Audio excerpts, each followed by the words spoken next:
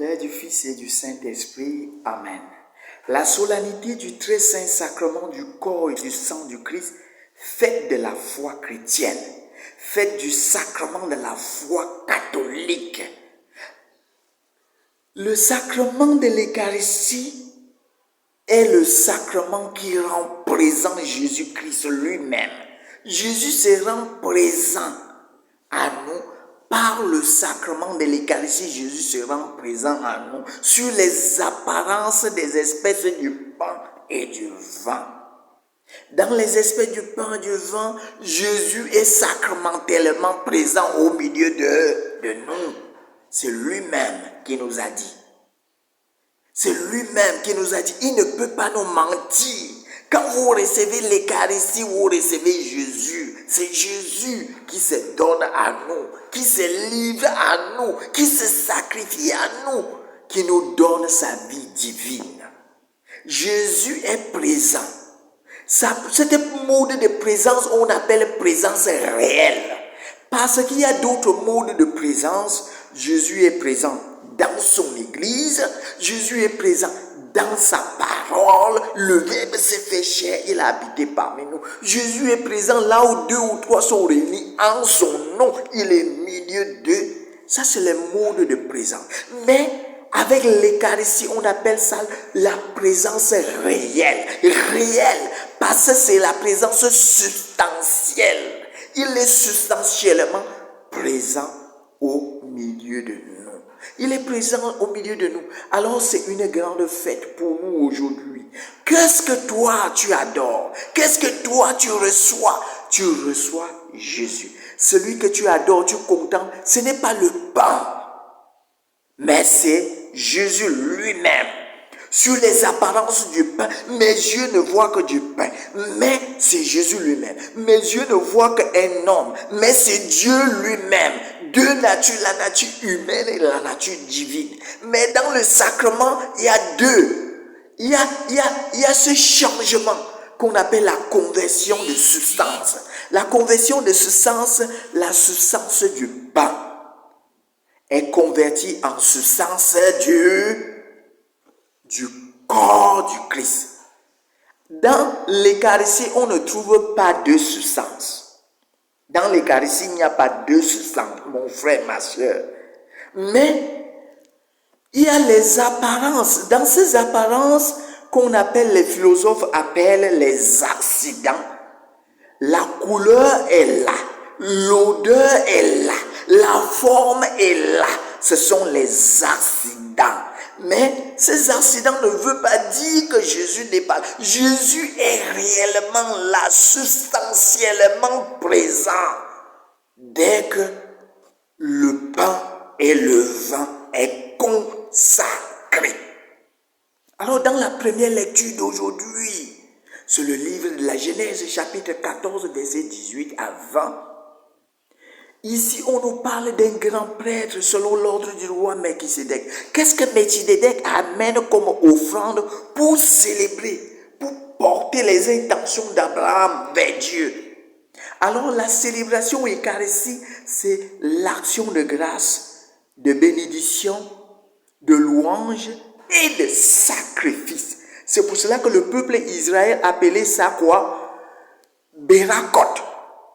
Les Bérakot étaient les prières juives, qui étaient des prières de louange, de bénédiction et des sacrifices. Parce qu'on retrouve ça que le peuple d'Israël, quand il vivait quelque chose de péché, il fallait offrir un bouc émissaire en sacrifice. Alors Jésus réunit tout ça. Jésus, il est en même temps sacrifice d'action de grâce et il est en même temps le prêtre, l'autel, le sacrifice et le sacrificateur. C'est en même temps lui qui offre le sacrifice. Alors le prêtre Melchisédek, qu'est-ce qu'il a amené? Le prêtre Melchisédek nous amène la matière du sacrement. Et cette matière du sacrement, c'est le pain et le vin qu'il a amené, que les théologiens appellent res. Pour avoir le sacrement de l'Eucharistie, il faut rex, facta et dicta. Rex, c'est la matière. Facta, c'est le ministre. qui fait les gestes et qui fait l'action. C'est le ministre. Et dictat maintenant, c'est la forme. C'est la forme et la parole prononcée. Alors vous comprenez que il faut d'abord rex, la matière, il faut facta, le ministre, et il faut dicta, les paroles dites. Pour que ces éléments puissent être portés par les anges. Dans la deuxième lecture tirée du livre des actes de la lettre de Saint Paul, première lettre de Saint Paul aux Corinthiens, chapitre 11, versets 23 à 26, là, on nous parle ici de dicta, les paroles dites. Alors ici, ce sont les logia, les paroles même de Jésus, les logia, les paroles même de Jésus. Et quand le prêtre, on lui présente les espèces du pain et du vin, qu'est-ce que le prêtre fait? Il invoque l'Esprit Saint. Il invoque l'Esprit Saint sur les espèces. Et en invoquant l'Esprit Saint, il prononce les loges, les paroles performatrices, les paroles qui viennent du Christ lui-même. Il n'ajoute rien, il n'enlève rien. C'est les paroles du Christ. Alors en ce moment, le prêtre écrit, le prêtre est in persona Christi, Alors il faut ajouter un autre mot. Il n'est pas seulement un autre Christ qui parle, parce que Jésus utilise ces mots, sa personne, pour s'exprimer. Parce que c'est Jésus qui est le véritable prêtre. Le prêtre n'est que l'instrument. Jésus, c'est Jésus lui-même qui célèbre l'Eucharistie, puisqu'il est le prêtre, l'autel, la victime. Alors c'est lui qui offre. Alors quand le prêtre utilise cette parole, ce n'est pas de lui-même, c'est Jésus qui accomplit le miracle, qui offre le sacrifice de Jésus lui-même. Alors le prêtre agit in persona Christi, mais il faut ajouter un mot, in persona Christi ecclésié, sur l'intention du Christ. Il dit selon l'intention de l'Église, selon l'intention de l'Église. Et il doit faire selon ce que l'Église fait et ce que l'Église demande. Le prêtre agit in persona Christi ecclésié, in persona Christi ecclésié, au nom du Christ, à la manière de l'Église, à la manière de ce que les apôtres nous ont légué, à la succession apostolique. Alors dans le Saint Évangile d'aujourd'hui, l'évangile de Saint Luc chapitre 9 verset 11 à 17, alors c'est l'évangile de la multiplication du pain. Voilà que les apôtres reviennent de leur mission. Alors Jésus leur dit, allons à l'écart, à Bethsaïda. Et alors arrivé là-bas, voilà les foules les poursuivent. Au lieu que Jésus s'occupe de ses apôtres, il s'occupe maintenant de la foule. Il commence à les parler du règne de Dieu. Alors on dit qu'il y en a beaucoup qui sont venus, d'autres qui voulaient se faire guérir. Est-ce que quand toi tu viens à l'église, tu veux te faire guérir? Voilà, aujourd'hui Jésus va te guérir. Non seulement il les enseigne les mystères du royaume de Dieu, le règne de Dieu. Il faut que Dieu règne dans nos vies. Alors si tu es malade, Dieu va régner dans ta vie. Il va te libérer. Alors s'il y a autre chose qui règne dans ta vie, la pauvreté qui règne dans ta vie, la misère qui règne dans ta vie, le mensonge qui règne dans ta vie, Dieu veut régner. Et si Dieu règne, c'est pour te guérir. C'est pour cela que ceux qui sont venus, ils voulaient être guéris, ont reçu la guérison. Toi aujourd'hui, reçois la guérison au nom de Jésus. Il faut adorer Jésus aujourd'hui et tu lui demandes la guérison. Et là, Jésus va te guérir. Amen. Amène-moi Jésus. Amen. Que Jésus te guérit. Et la suite est que, voilà que la nuit commence à tomber. Les apôtres commencent à s'inquiéter. Ils disent à Jésus, renvoie la foule. Renvoie la foule. Parce qu'il fait nuit déjà, il faut qu'ils partent chercher quoi? Les viveri, les lieux pour dormir, les auberges et la nourriture. Deux choses qu'ils vont aller chercher. L'endroit pour dormir et la nourriture. Il faut les renvoyer dans les villes et les villages. Pourquoi les renvoyer ici?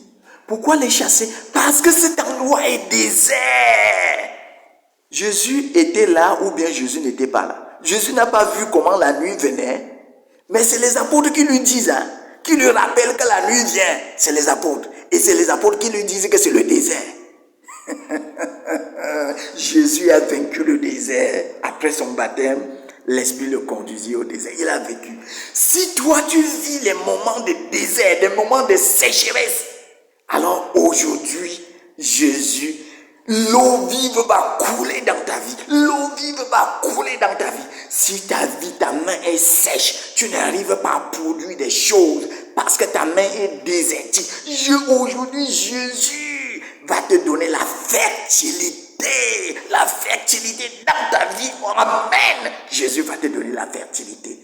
Alors cet endroit est désert. Cet endroit est désert. Je suis désert. Non, tu n'es pas désert. Tu n'es pas désertique. Alors mon frère, ma soeur.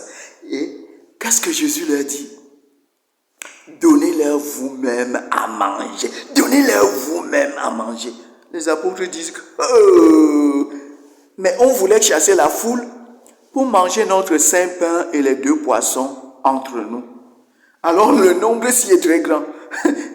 C'est très grand. 5000 hommes pour les nourrir. Non, avec les 5 pains et les 2 poissons.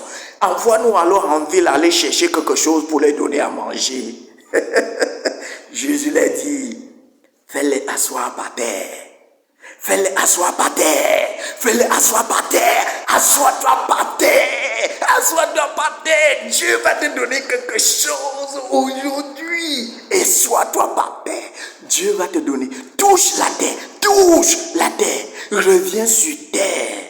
Parce que c'est sur la terre que Dieu t'a modelé. Dieu t'a modelé. Dieu t'a pétri. Et tu as été un objet d'art. Et après un objet d'art, il a donné son souffle sur toi.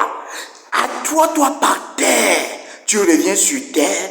Et là encore, il va te recréer de nouveau. Il va te donner son souffle de vie. Jésus prit les 5 pains et les 2 poissons. Il rendit grâce. Voilà l'Eucharistie. L'Eucharistie est l'action de grâce. Il rendit grâce. Et il multiplie le saint pain et les 2 poissons. Saint pain, les saints plaies de Jésus. Les 2 poissons, les 2 natures de Christ. La nature humaine et la nature divine. Il les donne de les distribuer. Ce n'est pas Jésus qui distribue les saints pains et les 2 poissons. C'est les apôtres qui distribuent. Toi qui es serviteur de Dieu, tu es distributeur des grâces de Dieu. Tu as reçu gratuitement, tu dois donner gratuitement. Ce n'est pas pour toi, donne. Donne les grâces de Dieu. Donne les sacrements aux gens. Donne les sacrements aux gens. Ne les exige pas trop de l'argent. Donne gratuitement. C'est Jésus lui-même qui célèbre. C'est Jésus lui-même qui se donne. Ce n'est pas toi qui te donnes aux gens. C'est Jésus. Alors, Jésus se sert de toi pour que tu puisses être le distributeur des grâces de Dieu. Des distributeurs. Tu es intendant des mystères de Dieu. Donne. Alors, c'était les apôtres qui ont distribué. Ils ont distribué, il y a eu le reste. Alors, il faut garder le reste. Éviter le gaspillage. Même si Dieu sait qu'il va multiplier, Jésus garde. Alors que c'est lui qui multiplie. Il sait garder. Toi qui ne sais même pas rien faire, mais tu verses toujours les choses dans la poubelle, alors que les enfants d'autrui souffrent de faim, de soif, de famine. Donne. Toi qui as beaucoup d'habits dans tes armoires, distribue. Toi qui as trop de nourriture dans le magasin, les souris, les cafards mangent, distribue, donne aux êtres humains. Ils ont besoin de la nourriture. Partage. Partage. Alors ne soyez pas chiche de ce qui n'est pas de vous. C'est Dieu qui vous a donné la capacité d'avoir. Et en recevant, distribuer. Distribuer. Vous avez reçu gratuitement. Donnez gratuitement. Et en fêtant aujourd'hui ce grand mystère de l'Eucharistie, qu'est-ce que le Saint-Pape Jean-Paul II nous dit? Alors le Saint-Pape Jean-Paul II, sa sainteté de mémoire, a écrit un 14e encyclique. Il avait écrit un 14e encyclique qui parlait de Ecclesia Eucharistia. Ecclesia Eucharistia, ça veut dire l'église vie de l'Eucharistie. L'église vie de l'Eucharistie. On prend ça dans Lumen Gentium numéro 11 qui nous dit l'Eucharistie est la source et le sommet de toute la vie chrétienne. L'Eucharistie est la source et le sommet de toute la vie chrétienne. C'est dans l'église que l'église célèbre l'Eucharistie. L'église vit de l'Eucharistie et l'Eucharistie fait l'église. Comme l'église fait l'Eucharistie fait l'église. Alors si l'Eucharistie fait l'église et que l'église célèbre l'Eucharistie, cela veut dire que c'est un grand mystère pour notre vie de foi. Alors la nourriture de notre âme, c'est l'Eucharistie. Comme tu as besoin de la nourriture matérielle pour nourrir ton corps, nous avons besoin de la nourriture spirituelle pour nourrir notre âme spirituelle, mon frère, ma soeur. Dans cette encyclique, il y en a 6 chapitres que le pape Jean-Paul II, sa sainteté, a écrit. Il a dit, premier chapitre, le mystère de la foi. L'Eucharistie doit être un mystère à croire. Nous devons croire à ce grand mystère que c'est Jésus lui-même qui se donne à nous. Deuxième chapitre, il dit l'Eucharistie édifie l'Église. Si l'Eucharistie édifie l'Église, ça veut dire que quoi? C'est nous-mêmes qui venons recevoir Jésus et en recevant Jésus, Jésus nous reçoit. Tu comprends un peu? Quand tu pars pour recevoir la communion là, non seulement tu reçois Jésus, Jésus aussi te reçoit en toi. Alors, en mangeant Jésus, alors nous devenons des autres Christ. Jésus, nous devenons des autres Christ. Alors, dans le 3e chapitre, il parle de l'apostolat de l'Eucharistie. Dans l'apostolat de l'Eucharistie, nous devons être des porteurs de Jésus dans nos familles, dans nos lieux de service. Quand nous venons à l'église pour recevoir Jésus, nous devenons des tabernacles ambulants. L'apostolat Eucharistie, des tabernacles ambulants au milieu de nos frères et sœurs, parce que nous portons en nous Jésus. Quatrièmement, il parle de l'Eucharistie communion. L'Eucharistie est une communion. Nous devons vivre en communion et non en division, et non en séparation. Nous devons être en communion avec nos frères et sœurs, s'entendre, dialoguer, apprécier aussi les autres. Et alors, dans ce 5e, il parle de la dignité de la célébration. Nous devons être dignes de célébrer l'Eucharistie. Ne venez pas à l'église avec les habits sales. Ne venez pas à l'église pour regarder les coiffures des gens. Ne venez pas à l'église pour regarder les habits des gens. Ne venez pas à l'église pour faire une querelle. Ma maison est maison de prière et non maison de dispute, et non maison de bagarre, et non maison de querelle, et non maison de rancune. Non. Alors la dignité de la célébration. Et le 6e chapitre, il parle de Marie, femme Eucharistie. Marie nous a donné Jésus physiquement et nous aussi nous devons donner Jésus à nos frères d'une manière sacramentelle. Femme eucharistique. Femme eucharistique. C'est par l'Esprit Saint que Jésus est descendu. Il est descendu dans le sein de la Vierge Marie. Et quand le prêtre invoque aussi l'Esprit Saint, Jésus descend sur l'autel. Jésus descend sur l'autel. Et alors le pape Jean-Paul II, l'intellect, la sagesse de l'Église, l'intellect, l'homme intelligent de notre siècle, la sainteté, le pape Benoît XVI. Qu'est-ce qu'il nous dit sur l'Eucharistie? Il parle de l'Eucharistie. Dans ce qu'il dit, c'est une exhortation apostolique. Il parle de sacramentum caritatis, sacramentum caristatis, le mystère de l'amour. Jésus nous donne son mystère d'amour. L'Eucharistie est le mystère d'amour. Et dans son livre, ce n'est que 3 chapitres. Dans ton livre, ce n'est que 3 chapitres. Mon frère, je vous encourage à lire. Mystère d'amour, Sacramentum Caritatis. Ce n'est que 3 chapitres. Et dans le premier chapitre, il dit quoi? L'Eucharistie est le mystère à croire. Mystère à croire. Lex credendi. Lex credendi. Mystère à croire.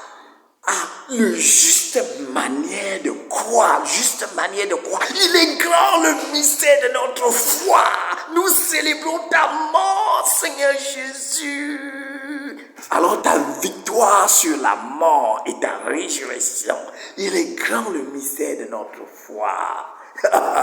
Alors, avec le pape Jean-Benoît XVI, c'est fort. Alors, dans le 2e chapitre, il parle de quoi? L'Eucharistie, mystère à célébrer. Toi, tu dois le célébrer. Nous sommes invités à célébrer. Jésus n'a pas institué l'Eucharistie pour qu'on ne le célèbre pas. Tu dois venir chaque dimanche à la messe pour célébrer. Mystère à célébrer. Laisse orendi. Laisse orendi. Juste manière de prier et juste manière de célébrer. Et là, le pape Benoît XVI parle de la beauté de la liturgie. La liturgie doit être beau, il doit refléter la joie, la louange. Et il parle ici de quoi? De l'art de célébrer. Alors dans l'art de célébrer, il faut toutes les langues. Il faut toutes les langues dedans. Il faut tous les gestes. Les gestes doivent exprimer. Avec mon corps, je vais voir Dieu. Avec mon corps, je vais voir Dieu, disait Jean. C'est avec ton corps que tu exprimes ta joie de célébrer l'Eucharistie. Alors dans le 3e chapitre, il est dit mystère, l'Eucharistie mystère à vivre. Laisse vivendi, juste manière de vivre. Alors il faut vivre l'Eucharistie. Vivre. Alors c'est le pain de vie. Quand tu reçois le pain de vie, tu dois vivre. Alors le pape Benoît XVI dit qu'avec l'Eucharistie, le pain et le vin, on vit la transubstantiation. Alors dans cette transubstantiation, quand tu reçois, ce n'est pas le Christ qui se transforme en toi, c'est toi qui te transformes au Christ. Au Christ. Parce qu'en ce moment, c'est un mystère à croire. Et quand c'est un mystère à croire, tu es transubstantié au Christ. Alors tu deviens un autre Christ. Ce n'est pas seulement le prêtre qui vit in persona Christi. Alors tu dois aussi être à l'image du Christ par tes gestes, par tes comportements, par ta manière de faire. Il continue en nous disant qu'avec l'Eucharistie, il y a la transsocialisation. La transsocialisation. Nous devenons des êtres sociables. Les êtres sociables. Alors, l'homme est un animal sociable. L'homme est un animal sociable. Non seulement un animal raisonnable, mais un animal sociable. Tu dois être quelqu'un qui est social, qui vit la fraternité, qui vit la communion avec tes frères et sœurs. Tu ne dois pas s'aimer la zizanie, la division. Quand tu communies au corps du Christ, on doit voir ça se manifester en toi. Alors l'Eucharistie nous transfinalise. Alors nous vivons déjà l'eschatologie. Nous sommes sauvés. Mais nous sommes encore sur terre. Le déjà et le pas encore. Le déjà et le pas encore. Alors, avec l'Eucharistie, mon frère, ma soeur, l'Église, en dehors de l'Église, il n'y a point de salut. Parce que c'est l'Église qui détient quoi? Tous les moyens du salut se trouvent dans l'Église. Mais Jésus n'est pas limité dans l'Église. En dehors de l'Église, Jésus peut agir. Mais c'est l'Église qui trouve, en l'église se trouve la plénitude des moyens du salut. Si les moyens du salut passent par les sacrements et qu'en dehors de l'église, il n'y a pas de sacrements en dehors de l'église, que c'est dans l'église qu'il y a les sacrements, voilà alors comment Jean, le pape Benoît XVI vous explique que quand on dit en hors de l'église, point du salut, c'est le salut. Nos saluts se donnent par les sacrements. Les sacrements sont les sacrements du salut. Par les sacrements, tu n'as pas droit au salut que l'Église donne, puisque c'est dans l'Église qu'on reçoit les sacrements, et alors c'est dans l'Église qu'on reçoit le salut. Hors de l'Église, point de salut. Que le Seigneur vous bénisse et vous garde. À bonne adoration de l'Eucharistie. Contemplez Jésus. Il faut avoir cette ascèse de vous plonger dans le mystère et dans la contemplation de ce mystère, que les rayons de la lumière de la présence du Christ vous transfigurent.